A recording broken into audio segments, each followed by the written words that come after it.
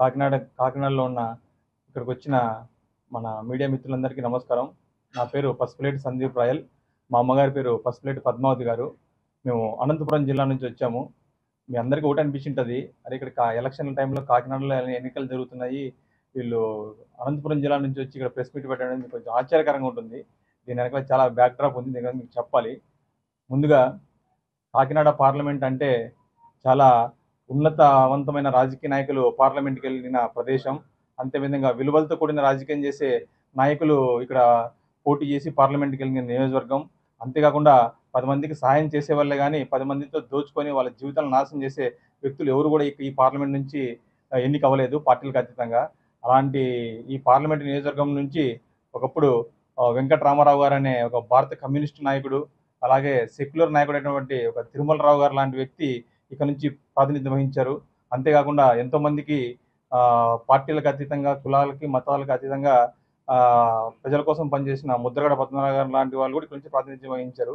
అలాంటి చోటు నుంచి ఇప్పుడు Janasena party, TDP, BJP NDA అభ్యర్థిగా ఒక రాజకీయ వ్యభిచారైనటువంటి, ఒక రాజకీయ బ్రోకర్ అయినటువంటి, ఒక రాజకీయ వ్యాపారైనటువంటి, ఒక రాజకీయ ఉన్మాదైనటువంటి తంగెల ఉదయ్ శ్రీనివాస్, ఒక బెట్టింగ్ బంగారాజ్ ఇక్కడ నుంచి పోటీ చేస్తున్నాడని మాకు తెలిసింది. అతనికి మాకున్న పరిచయం ఏంటంటే, నేను ఒకప్పుడు అతను జనసేన పార్టీలో మేము ఒకప్పుడు కలిసి పనిచేసేవాళ్ళం. నేను పవన్ కళ్యాణ్ దగ్గర 2017లోనే పవన్ కళ్యాణ్ స్వయంగా సందీప్ లాంటి వ్యక్తులు నాకు కావాలని అనంతపురం నుంచి కోరి నిన్ను పార్లమెంట్కి పంపిస్తాను, నా దగ్గర పనిచేయని తెచ్చుకున్న వ్యక్తి. నేను పవన్ కళ్యాణ్ దగ్గర చాలా విలువలతో చాలా నిజాయితీగా పనిచేశాను. కానీ దురదృష్టవశాత్తు ఈ బెట్టింగ్ బంగారాజ్ అలానే మా మదర్ గారు ఉన్నారు ఇక్కడ పక్కన, కానీ చెప్పకూడదు, కానీ చెప్పాల్సిన సమయం వచ్చింది. ఎంతోమంది మహిళల జీవితాలను ఆడుకున్నటువంటి తంగెల ఉదయ్ శ్రీనివాస్ అనే వ్యక్తి కూడా ఇక్కడికి వచ్చి ఎంతోమందిని మోసం చేశాడు. నేను స్పష్టంగా చెప్పదలుచుకున్నానంటే, ఉదయ్ శ్రీనివాస్ అనే వ్యక్తి చాలా దుర్మార్గుడు, మోసగాడు. మీరు అందరూ తెలుసుకోండి కాకినాడ ప్రజలారా, ఇది చాలా మంచి పార్లమెంటు. ఎందుకంటే ఉదయ్ శ్రీనివాస్ అనే వ్యక్తి పవన్ కళ్యాణ్ గారి దగ్గరికి ఎలా వచ్చాడంటే, ఒక అడ్డం పెట్టుకొని బ్లాక్మెయిల్ రాజకీయాలు చేసి ఆయన్ని బెదిరిస్తూ వచ్చారు. అది మాకు కూడా తెలుసు. కానీ ఎందుకంటే అప్పుడు అందరం కలిసి పనిచేసినాం కాబట్టి అది ఎవరి వ్యక్తిగతం వాళ్ళకు ఉంటుంది. కానీ ముందుగా నేను చెప్పదలుచుకున్నది ఏంటంటే, ఉదయ్ అనే వ్యక్తి వల్ల నేను నష్టపోయినది ఎలా ఉందంటే, నేను చాలా నిజాయితీగా పనిచేసేటవాడిని, కానీ ఉదయ్ అనే వ్యక్తి ఎవరూ ఉండకూడదు, అతనే ఉండాలి అనే ఉద్దేశంతో అతని ఆగడాలు, అతని అవినీతి సామ్రాజ్యాన్ని పెంపొందించుకునే కోసం సాక్షాత్తు 42 మంది ఉద్యోగుల్ని అతను దగ్గరుండి కుట్రబడి అప్పుడు అతను పవన్ కళ్యాణ్ గారి దగ్గర పనిచేసే వ్యక్తుల దగ్గర తీసేశాడు. ఇది ఎందుకు చెప్తున్నానంటే, ఇప్పుడు ఇక్కడ స్పీచ్లో మాట్లాడుతున్నాడు అతను, మేము యువతకి ఉపాధి అవకాశం కల్పిస్తానంటున్నాడు. అంటే ఒక 42 మంది జీవితాలను నాశనం చేసిన ఉదయ్ శ్రీనివాస్ కాకినాడ పార్లమెంట్లో యువతకి ఏ విధంగా న్యాయం చేస్తారని కూడా ఈరోజు క్వశ్చన్ చేస్తున్నాం. అదేవిధంగా ఈ జిల్లాలో, ఉభయ గోదావరి జిల్లాలో కాపులు ఎక్కువ ఉంటారు. అందులో మొన్న 42 మందిని తీసేసిన వ్యక్తులు 33 మంది కూడా కాపు సామాజిక వర్గం కూడా మేము ఈరోజు తెలియజేస్తున్నాం. అంతేకాకుండా ఈ ప్రాంతంలో ఉన్న ఇక్కడ నుంచి పోటీ చేస్తున్న వైఎస్ఆర్ కాంగ్రెస్ పార్టీ నుంచి పోటీ చేస్తున్న వ్యక్తిని ఎన్నోసార్లు కూడా చాలా మంచి వ్యక్తి, అతను చాలా మంచి వ్యక్తి, సరైన నిర్ణయాలు తీసుకోలేదు, మంచి వ్యక్తి అన్నాడు. అలానే వాళ్ళ పార్టీ నుంచి పోటీ చేస్తున్న తంగెల ఉదయ్ మాత్రం గత 3 రోజుల కిందట వీడు మోసగాడని అతనే అన్నడం కూడా నాకు ఈరోజు వినికిడి వచ్చింది. అంటే దీన్ని బట్టి చూసుకుంటే వాళ్ళ పార్టీ అధ్యక్షుని దృష్టిలో కూడా వైఎస్ఆర్ కాంగ్రెస్ పార్టీ నుంచి పోటీ చేసే వ్యక్తి మంచోడు, జనసేన నుంచి పోటీ చేసే వ్యక్తి మోసగాడని వాళ్ళ పార్టీ అధ్యక్షుడు డైరెక్ట్గా చెప్తున్న దాఖలాలు కూడా మనకు కనబడుతున్నాయి. అంతేకాకుండా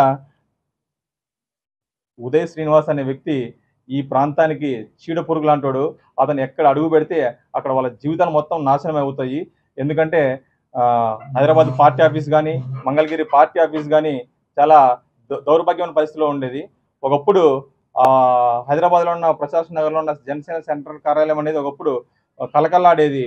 ఈరోజు అది తగలబడిపోయి అది మొత్తం క్లోజ్ చేసుకునే పరిస్థితికి వచ్చిందంటే అది ఓన్లీ తంగెల ఉదయ్ శ్రీనివాస్ అనే కారణం కూడా నేను చెప్తున్నాను. ఎందుకు చెప్తున్నానంటే, అంత పార్టీ మన చిన్న ఇంట్లో చిన్న మిస్టేక్ ఏదైనా జరిగితేనే మనం పెద్ద ప్రెస్ మీట్లు పెట్టో లేకపోతే పోలీసులు కంప్లైంట్ చేస్తాము. ఇప్పటికి కూడా అది బయటికి రాకోకుండా, అది ఎవరు కాల్చారకోకుండా తెలుస్తుంది.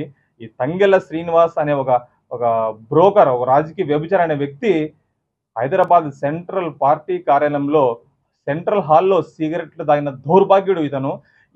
ఇలాంటి వ్యక్తికి వాళ్ళ పార్టీ అధ్యక్షుడు కూడా ఎలా టికెట్ ఇచ్చారు కూడా వాళ్ళ విజ్ఞతగా వదిలేస్తున్నాము.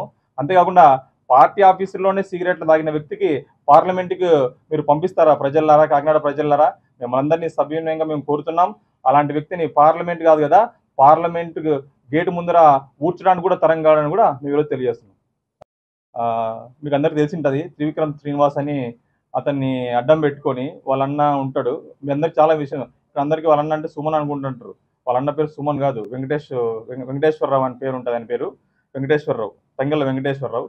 అలాంటి అబద్ధాలు పేర్లు పెట్టుకొని బయటికి బ్లాక్మెయిల్ రాజకీయాలు చేస్తున్న వీళ్ళు కూడా ఈరోజు మీకు ఒక ముఖ్య గమనంగా చెప్తున్నాను, వాళ్ళు ఎంత దుర్మార్గులు అంటే నిజంగా తంగెళ్ళ శ్రీనివాస్ అనే వ్యక్తి మన కాకినాడ సిటీలో కూడా నిజంగా వాళ్ళ పార్టీ కోసం చాలా మంది పనిచేసిన వాళ్ళు, ఫస్ట్ నుంచి వాళ్ళు ఉన్నారు. వాళ్ళందరినీ కాదని పెట్టి వాళ్ళ పిల్లనిచ్చిన మామకి నగరాధ్యక్ష పదవి ఇప్పించుకొని బ్లాక్మెయిల్ రాజకీయాలు చేస్తున్న దుర్మార్గాన్ని కూడా మేము ఈరోజు తెలియజేస్తున్నాం. అంతేకాకుండా మీ అందరికీ ఒక ముఖ్యమైన విషయం తెలియాలి, ఇది రాష్ట్ర రాజకీయాల్లోనే చాలా మంది పవన్ కళ్యాణ్ గారికి కూడా తెలియని విషయం. ఇది తంగెళ్ళ శ్రీనివాస్ చేసిన ఒక దుర్మార్గమైన చర్య ఏంటంటే, సరిగ్గా ఒక సంవత్సరం కింద జూన్ 12వ తేదీ హైదరాబాద్, ఇది చాలా ఇంపార్టెంట్ గుర్తుపెట్టుకొని, ఇది పవన్ కళ్యాణ్ గారు కూడా బయట రానివ్వలేదు. అప్పటి ఆయన కూడా తెలియదు ఇది చేసింది తంగెళ్ళ శ్రీనివాసే. హైదరాబాద్ సెంట్రల్ ఆఫీస్, ఒకప్పుడు హైదరాబాద్ సెంట్రల్ ఆఫీస్ ఉండేది, అక్కడున్న ప్రధాన కార్యాలయాన్ని తగలబెట్టిన దుర్మార్గుడు కూడా తంగెళ్ళ శ్రీనివాస్ అనేది కూడా మేము ఈరోజు తెలియజేస్తున్నాం. ఎందుకంటే వాటి మీద మాకు పూర్తి ఆధారాలు ఉన్నాయి. ఆ రోజు మేము పవన్ కళ్యాణ్ గారికి చూపిస్తామంటే కొన్ని సందర్భాల్లో ఆయనకి మాకు కొంచెం విభేదాలు రావడం వల్ల మా దారి మేము చూసుకొని వచ్చింది. అంటే సాక్షాత్తు పార్టీలో చోటు ఇచ్చిన పార్టీ కార్యాలయాన్ని తగలబెట్టిన దౌర్భాగ్యుడు తంగెళ్ళ శ్రీనివాస్ అని కూడా మేము చెప్తున్నాం. అంతేకాకుండా ఇతని గురించి మీ అందరికీ తెలుసు, ఈ రీసెంట్గా దుబాయ్లో ఇతని మీద కేసులు కూడా ఉన్నాయి. అంతేకాకుండా బెట్టింగ్ గ్యాంబ్లర్ కూడా. అంతేకాకుండా ఇతను ఎప్పుడు నిరంతరం శ్రీలంక, థాయిలాండ్ ఇట్లా తిరిగి చేస్తుండేవాడు తప్ప కానీ ప్రజల్లో ఉన్న నాయకుడు ఏదేం కాదు. అంతకుమించి ఇంకోటి ఏంటంటే, నేను ఇంత చిన్న వయసు ఉన్న వ్యక్తిని, నేనే ఉదయ్ లాంటి ఒక బ్రోకర్ని నేను పసిగట్టాను, కానీ వాళ్ళ పార్టీ అధ్యక్షుడు పసిగట్టుకోలేక అతనికి టికెట్ ఇచ్చి కాకినాడ ప్రజల మీద రుద్దడం కూడా దౌర్భాగ్యమైన చర్యను కూడా మేము ఈరోజు తెలియజేస్తున్నాం. ధైర్యం 3 రోజులు ఇక్కడ ఉంటాం. తంగెళ్ళ శ్రీనివాస్ కానీ వాళ్ళ పార్టీ అధ్యక్షుడు ఎవరికైనా కానీ మేము ఇట్లే కూర్చుంటే, ఇదే ప్రెస్ మీట్ లో కూర్చుంటాం. మా మీద ప్రెస్ మీట్ పెడితే 2 రోజులు తంగెళ్ళ శ్రీనివాస్ అనే వ్యక్తికి దమ్ము చిటికే ఓపెన్ సవాల్ పూలంగల్ సర్కిల్లో ధర్నా చేసింది మా అమ్మ. ఆ రోజు పవన్ కళ్యాణ్ పరువు కాపాడింది మా అమ్మ. కానీ అలాంటి పవన్ కళ్యాణ్ గారు తంగెళ్ళ శ్రీనివాస్ లాంటి ఒక బ్రోకర్ మాటలని మా జీవితం నాశనం చేశాడు. బట్ మా పార్టీ మీద ఎంచుకోవాలి, మా వాయిస్ వేరు, పార్టీ అనేది పార్టీ పరంగా అంటే మేము పార్టీ పరంగా మాట్లాడతాం. ఇది మా బాధ చెప్పుకుంటున్నాం.